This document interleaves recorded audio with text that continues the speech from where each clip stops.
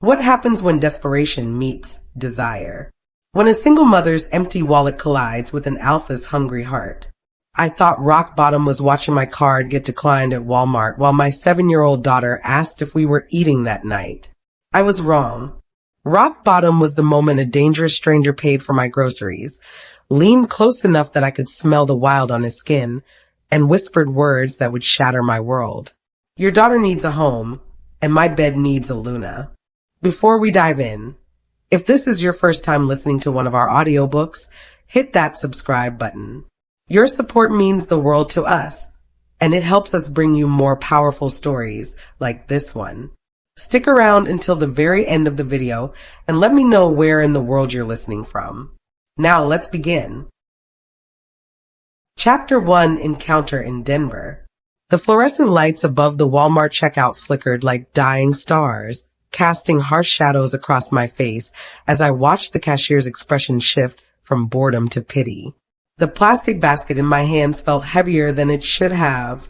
3 items. That's all. A loaf of bread, a jar of peanut butter, and a carton of milk. $37.18. My card declined with that soul-crushing beep.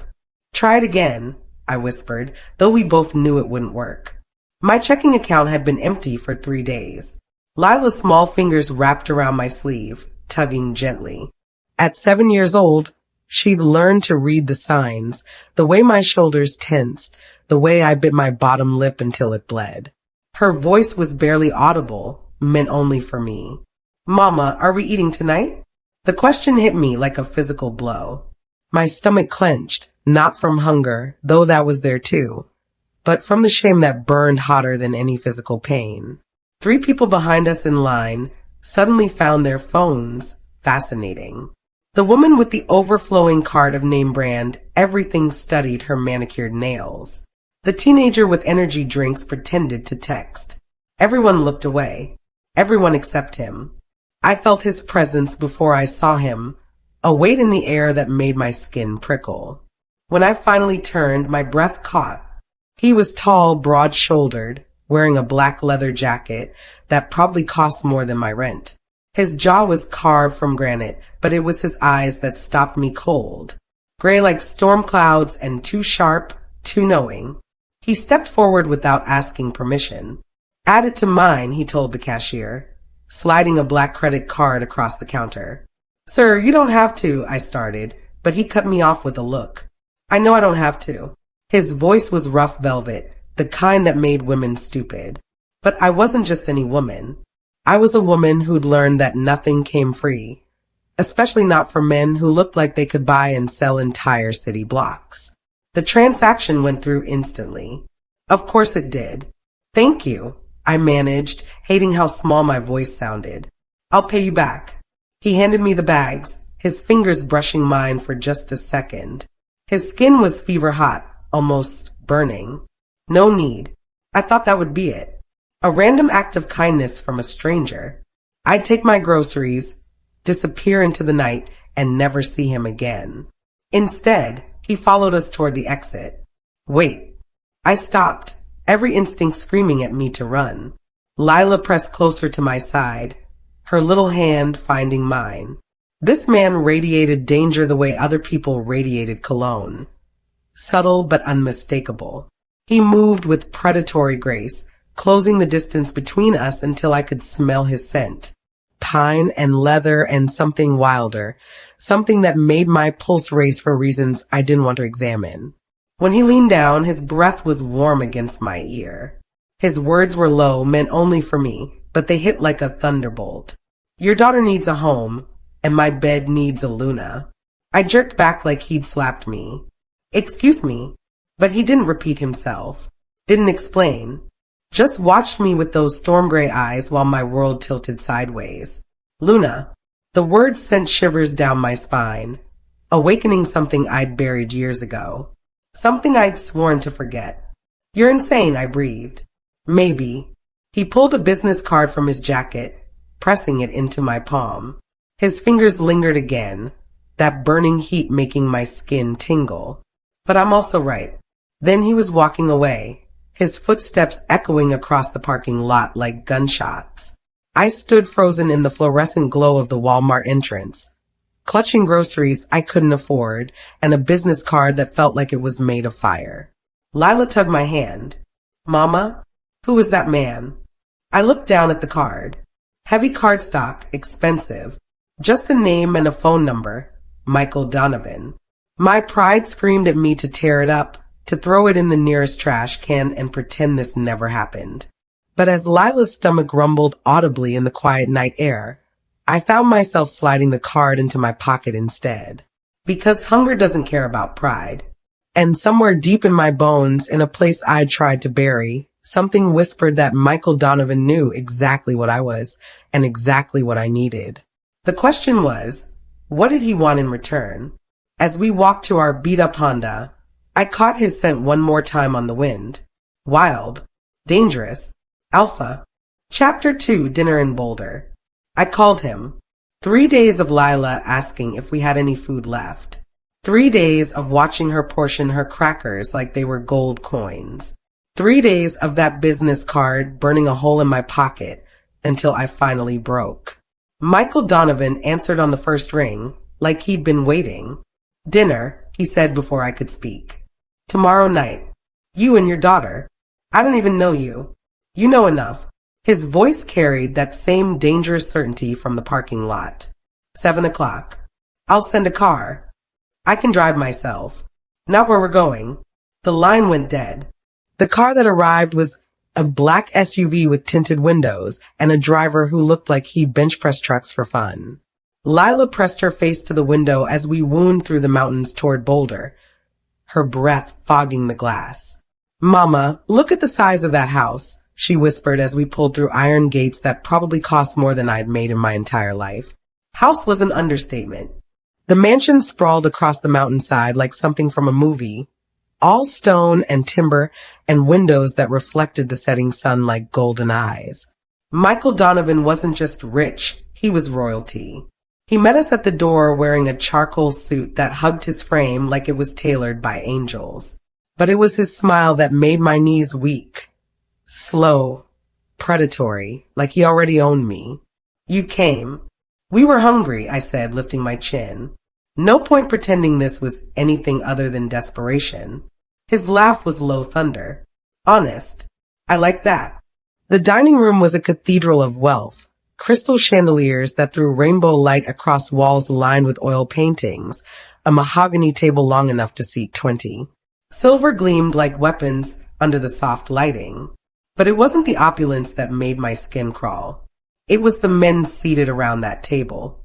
5 of them, all watching me with the same predatory intensity as Michael. Broad shoulders, hard faces, eyes that tracked my every movement like I was prey. They wore expensive suits, but underneath the polish, I sensed something wild. Dangerous. Michael pulled out a chair for me, his hand brushing my shoulder as I sat. That same burning heat from the parking lot made my breath hitch. My betas, he said simply, gesturing to the men. They're curious about you. Curious wasn't the word I'd use. They looked at me like vultures circling a dying rabbit, calculating whether I was worth the trouble. Lila slipped into the chair beside me, her eyes wide as servants appeared with more food than we'd seen in months. Roasted chicken that fell off the bone, vegetables that actually looked fresh, bread still warm from the oven. Her little hands trembled as she reached for her fork. My throat closed up watching her eat. She tried to be polite, but hunger won. She devoured that food like she hadn't eaten in weeks, which wasn't far from the truth. My baby girl, my everything, reduced to this desperate gratitude. I couldn't swallow a bite. Every mouthful stuck in my throat like sawdust. Not hungry? Michael asked, his gray eyes missing nothing. I'm fine. You're lying. The betas exchanged glances. One of them, a dark-haired man with scars on his knuckles, leaned back in his chair. She doesn't look like Luna material. Another snorted. Too proud. Pride makes women stupid. Heat flashed through me, but I kept my mouth shut. I didn't belong here and we all knew it. Michael's voice cut through their murmurs like a blade. Be my Luna. The table went silent. Even the servants froze. I stared at him, my heart hammering. What? You heard me. He leaned forward, his intensity making the air thick. Bind yourself to me. You'll never starve again. Your daughter will want for nothing. She'll grow up safe, protected, loved. The offer hung between us like a loaded gun. Around the table, the betas watched with calculating eyes. This wasn't romance. This was business. A transaction. My pride roared to life, hot and fierce. I slammed my napkin down, the sound echoing through the vast room. I'm not some charity case you can feed into submission. Michael didn't flinch. No, you're much more dangerous than that. I'm not interested in being your pet. Luna, he corrected softly. My equal. My mate. The mother of my pack. I don't know what game you're playing, but... Mama. Lila's small voice cut through my anger like a knife. She'd finished her plate, cleaned it so thoroughly it looked washed. Now she was staring at me with those big brown eyes that saw too much. Are you fighting? She whispered. My chest tightened. No, baby.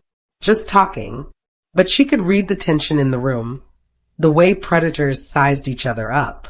She slipped from her chair and, before I could stop her, walked around the table to Michael. He went completely still as she approached, like he was afraid of scaring her. Mr. Alpha, she said, the words so casual they made my blood freeze. How did she know? Thank you for dinner. It was the best meal I ever had. Then she climbed into his lap. The sight of my daughter, my fierce, independent 7-year-old, curling up against this dangerous stranger like he was safety itself nearly broke me. Michael's massive hands hovered uncertainly before settling gently on her back, his expression soft in a way that made my heart stutter. You're welcome, little wolf, he murmured. Around the table, the beta's hostile expressions shifted to something else. Surprise. Approval.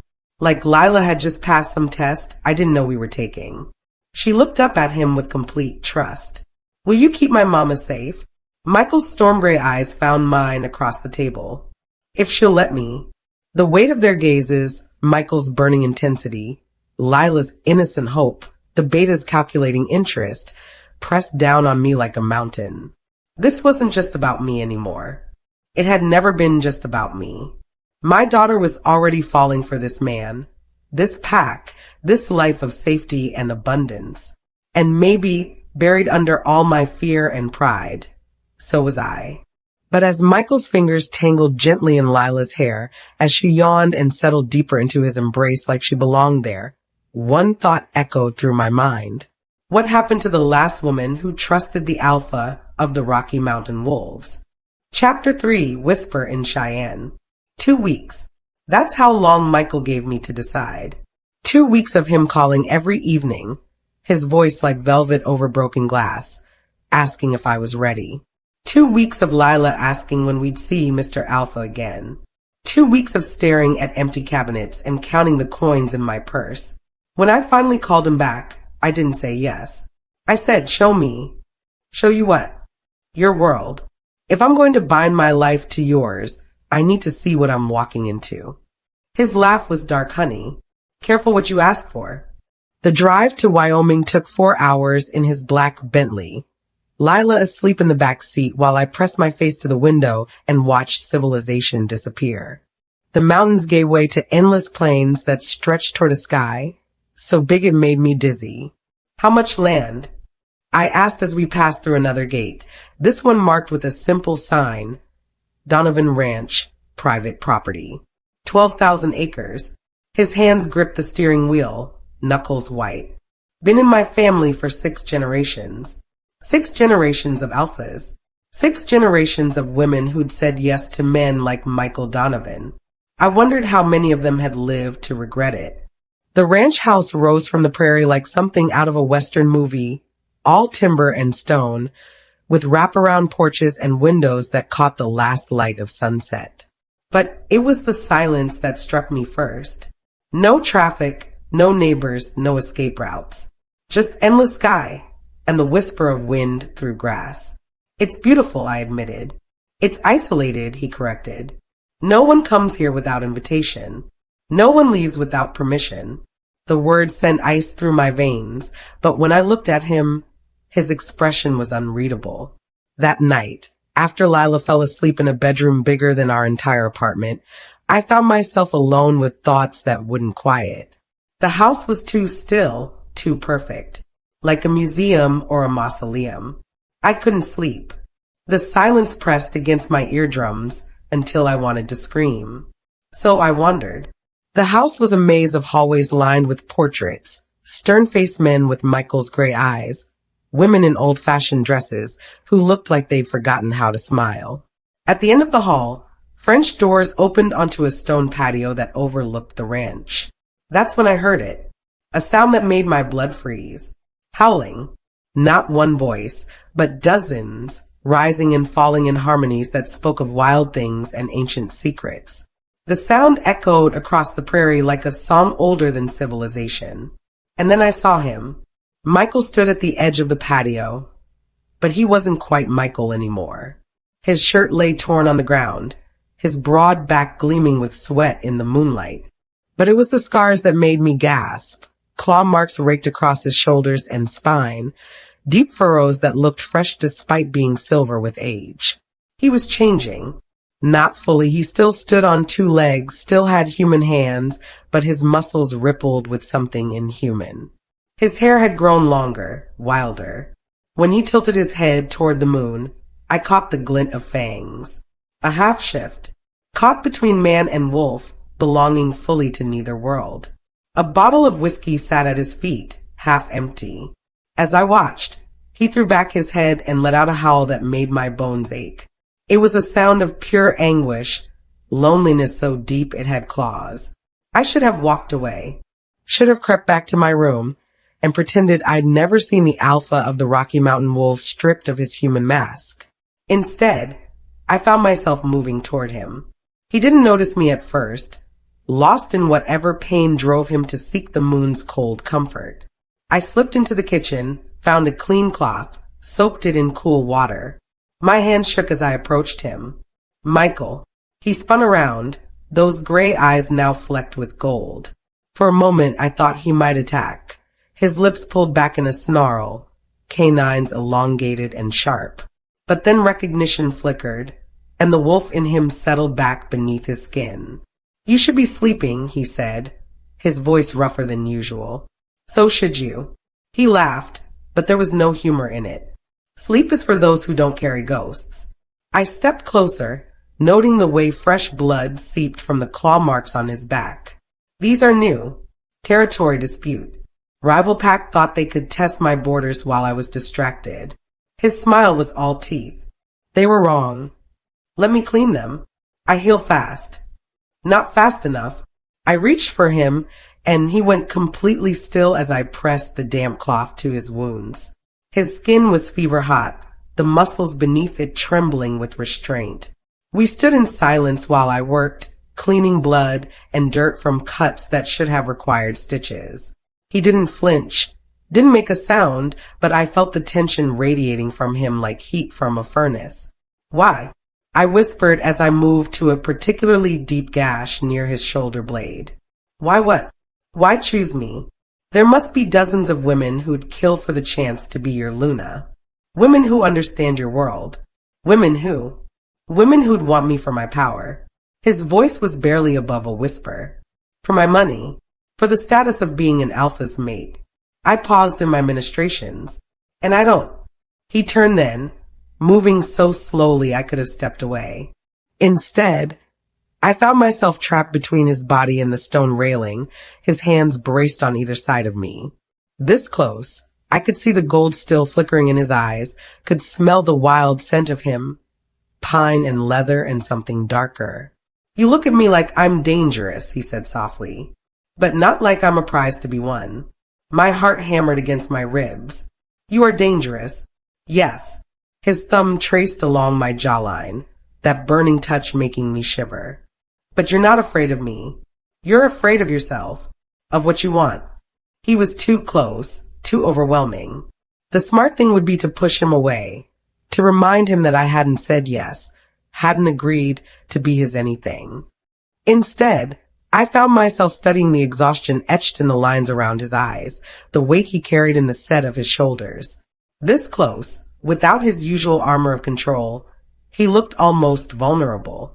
"You're not cruel," I whispered, thinking he was too lost in whatever memories haunted him to hear. "You're just bleeding where no one can see." But I was wrong. His hand stilled on my face, and those storm gray eyes snapped to mine with an intensity that stole my breath. "What did you say?" My cheeks burned. "I thought you were. I didn't mean." "Say it again." "Michael, say it." His voice was rough velvet, desperate in a way that made my chest tight. "You're bleeding where no one can see," I repeated, barely breathing. Something cracked in his expression then, like a dam breaking.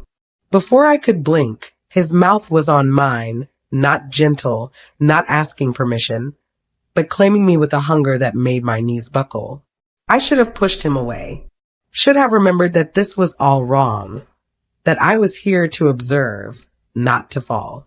But when he kissed me like I was oxygen and he'd been drowning, when his hands tangled in my hair like I was precious, like I was everything, I kissed him back. And in that moment, as wolves howled their ancient songs across the Wyoming night, I felt something shift between us forever. Something that had nothing to do with packs or Lunas or desperate bargains. Something that tasted dangerously like love. When we finally broke apart, both of us breathing hard, he rested his forehead against mine. "You see me," he whispered, wonder and terror warring in his voice. "How do you see me?" Before I could answer, a new howl split the night, but this one was different. Closer. Hostile.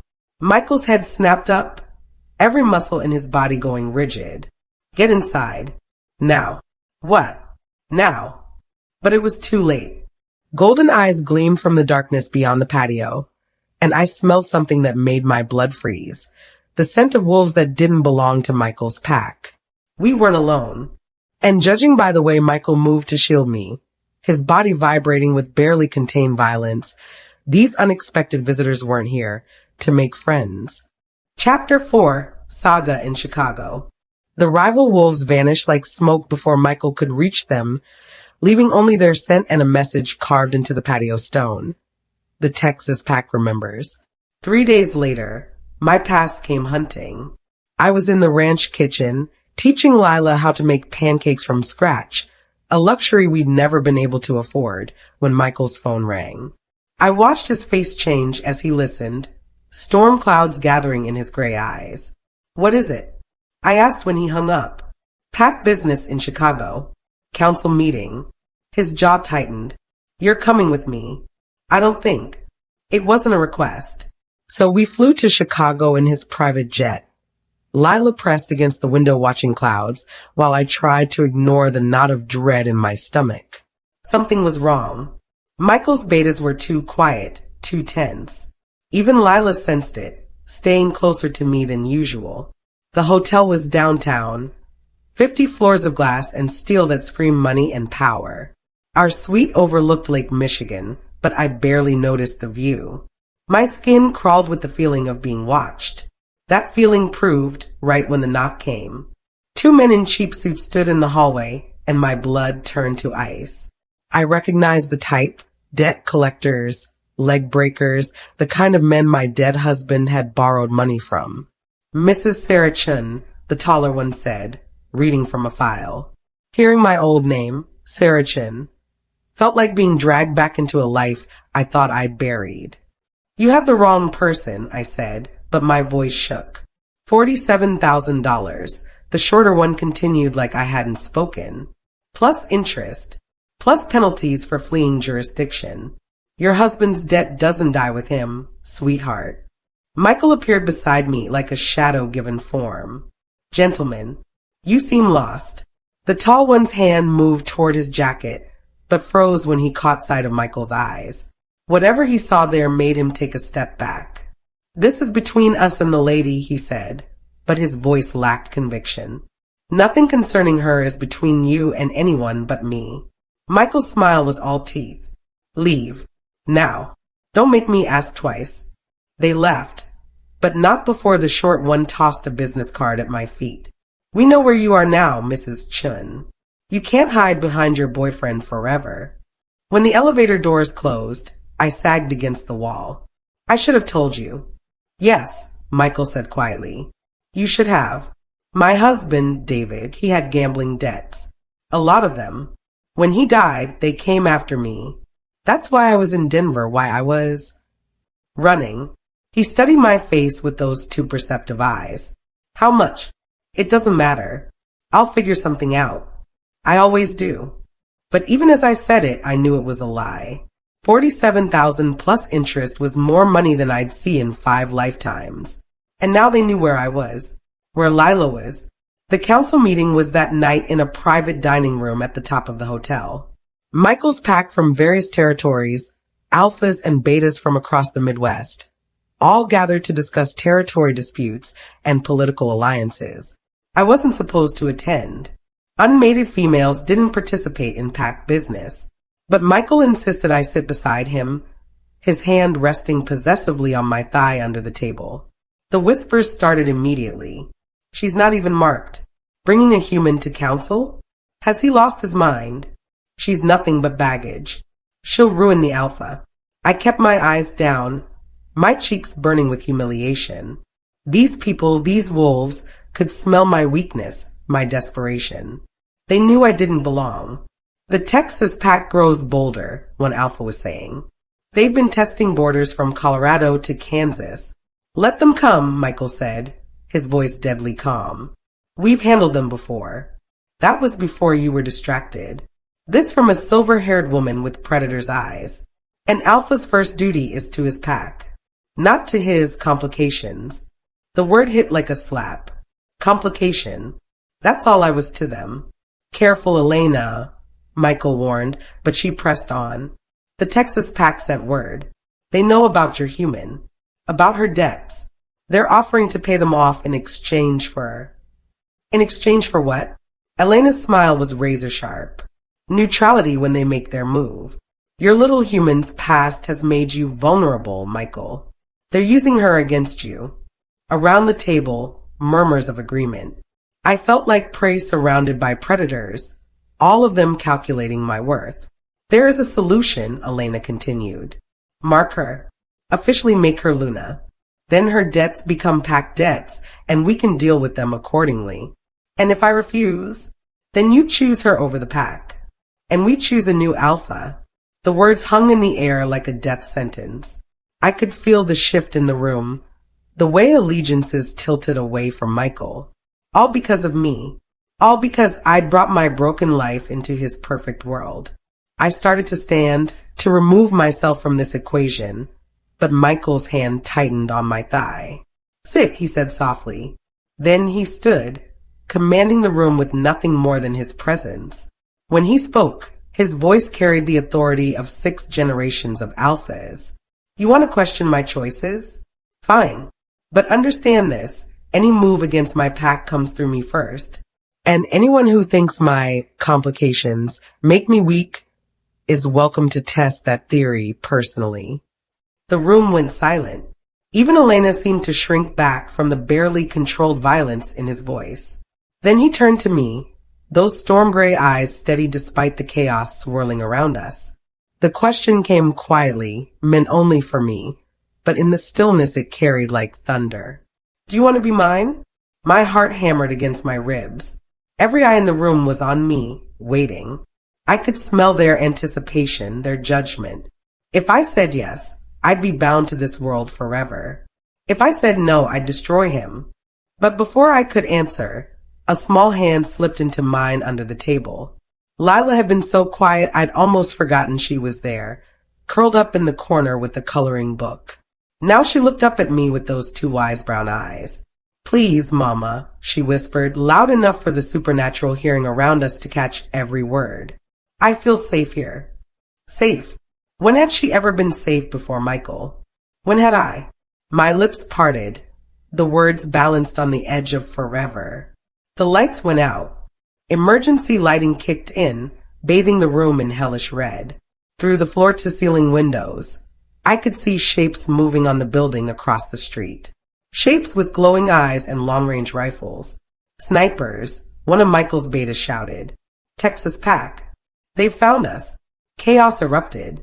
Wolves scattered, some shifting partially, others diving for cover. But Michael didn't move. He stood like a mountain in the storm, his hand still on me, his eyes locked on mine. Answer me, he said, his voice cutting through the mayhem. Do you want to be mine? Glass exploded inward as the first shot rang out, and I realized with crystal clarity that my answer would decide more than just my fate. It would decide whether we lived through the night. Yes, I breathed, just as the world went to hell around us. Chapter 5. The Luna Who Walked Away. The word hung in the air for exactly 3 seconds before I realized what I'd done. What I'd almost done. Glass rained down around us as another shot shattered the windows. Michael's betas were shouting orders, half-shifted and deadly, but all I could hear was the roar of blood in my ears. I was about to bind myself to a man I'd known for 3 weeks, about to promise my daughter's future to a world of violence and territorial wars, about to become property, valuable, protected property, but property nonetheless. The emergency lights flickered, casting mad shadows across the chaos. In that hellish red glow, I saw Michael's face, relief and triumph warring with something darker. Possession. He thought he'd won. He thought hunger and desperation and Lila's innocent plea would chain me to his world forever. But as another bullet punched through the wall where my head had been moments before, as I watched grown men shift into monsters to defend their alpha's claim, I felt something snap inside me. I lifted my chin, looked Michael dead in his storm gray eyes, and said the word that would destroy everything. No. The chaos around us seemed to freeze. Even the gunfire paused, as if the universe itself had stopped to listen. What? Michael's voice was barely a whisper. No. Louder this time, stronger. I won't be your Luna. I won't be owned by anyone, not even the Alpha King of the Rockies. Gasps erupted from the pack members still conscious enough to process what I'd said. Elena's mouth fell open. The silver-haired Alpha from Montana actually staggered. But it was Michael's face that broke my heart. He didn't look angry, he looked terrified. Like I'd just ripped his world out from under him. Sarah, you don't understand. I understand perfectly. I stood, pulling Lila behind me as glass crunched under my feet. You want a Luna? Find someone who's actually interested in being your political pawn. The whispers started immediately, vicious and cutting. Unfit to rule. Rejected by an Omega. The Texas pack was right, he's weak. Each word hit Michael like a physical blow. His hands clenched at his sides, and for a moment I thought he might shift, might let the wolf take over and end this humiliation the only way his kind knew how. Instead, he just stood there, bleeding pride and power in front of his enemies. Get them out, he said quietly to his betas. Get them out now. The evacuation was a blur of sirens and flashing lights. Chicago PD swarming the building while Michael's pack melted away like they'd never been there. I caught glimpses of the aftermath. Shattered glass, bullet holes, blood on expensive carpet. 3 hours later, we were on a plane back to Denver. Michael didn't speak to me the entire flight, just stared out the window while Lila slept curled against my side, exhaustion finally claiming her. When we landed, he walked us to the terminal and stopped. This is where we part ways, I said before he could speak. Sarah. No. No more bribes, no more promises. We go back to our life, and you go back to yours. He looked like he wanted to argue, but the fight seemed to have gone out of him. The debt collectors are my problem. They always were. They'll come for you. Then I'll run. I'm good at running. Something flickered in his eyes. Hurt, maybe, or disappointment. And Lila. I looked down at my daughter, still half asleep, and trusting in my arms. We'll be fine. She survived worse. Has she? The question was quiet, but it hit like a sledgehammer. When's the last time she felt safe, Sarah? Really safe? I didn't answer. Couldn't answer. He reached out like he might touch my face, then let his hand drop. If you change your mind. I won't. But even as I said it, walking away from him felt like tearing off a limb. Back in Denver, I threw myself into rebuilding our life. I found a new apartment, smaller, cheaper, but clean. I got a job waitressing at a diner that asked no questions about my employment history. I enrolled Lila in public school and pretended not to notice how she asked about Mr. Alpha every night for 2 weeks before finally giving up. For a month, it almost worked. Then the debt collectors found us again. They were more aggressive this time, showing up at the diner during my shift, following Lila home from school. The threats escalated from verbal to physical. Broken windows, slashed tires, a photo of Lila at the playground with a red X over her face. 47,000, the tall one reminded me when he cornered me in the grocery store parking lot. Plus interest, plus inconvenience fees for making us chase you across 3 states. I don't have it. Then maybe your kid does. Pretty little thing. Bet she'd fetch a nice price down in Mexico. I went home and started packing. But running costs money, and after the diner manager fired me for bringing trouble to his establishment, we were back to counting coins and skipping meals. 2 steps forward, 10 steps back. That's when the news broke. I caught it on the evening broadcast while folding our meager clothes. Multi-state manhunt underway for members of the Texas Syndicate, a criminal organization with ties to illegal gambling, human trafficking, and racketeering. The FBI believes the group has been using outstanding debts to coerce victims into... The report showed mugshots of men I recognized. The debt collectors who'd been hunting us. The businessmen who'd owned my husband's debts. They weren't just collectors. They were traffickers. And they'd been planning to sell my daughter all along. I was still staring at the TV in horror when the knock came. Soft. Polite. Nothing like the aggressive pounding I'd grown used to. I crept to the peephole and saw a woman I didn't recognize, middle-aged, professional, with kind eyes behind wire-rimmed glasses. Mrs. Chen? I'm Agent Martinez with the FBI. We'd like to speak with you about David Chen's associates. For the next 2 hours, I told the agent everything. David's gambling addiction, the escalating debts, the collectors who'd been hunting us. She took notes, asked questions, promised protection. We can put you in witness protection, she said finally. New identities, new location. You and your daughter would be safe. Safe. The word Michael had offered me, just with different chains. I need to think about it. Agent Martinez left her card and a promise to check on us in the morning. I deadbolt the door behind her and tried to figure out what came next. That's when I realized Lila wasn't in her room. I searched the apartment, calling her name, my voice getting higher with each empty room. The bathroom, the closets, under the beds, nothing. Then I saw the kitchen table.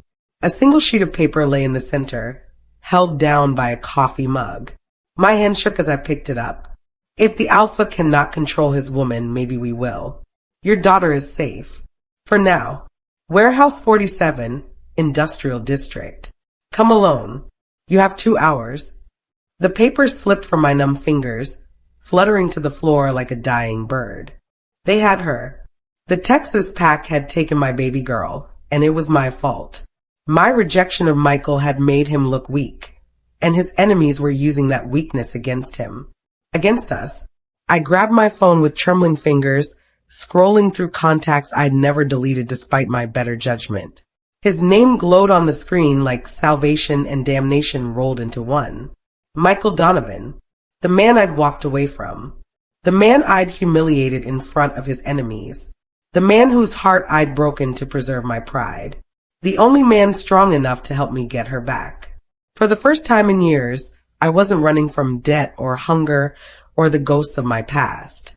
I was fighting for my daughter, and I was about to crawl back to the alpha I'd rejected and beg him to save the most precious thing in my world. The phone rang once. Twice. Sarah. His voice was rough, like I'd woken him, but underneath the surprise I heard something that made my chest tight.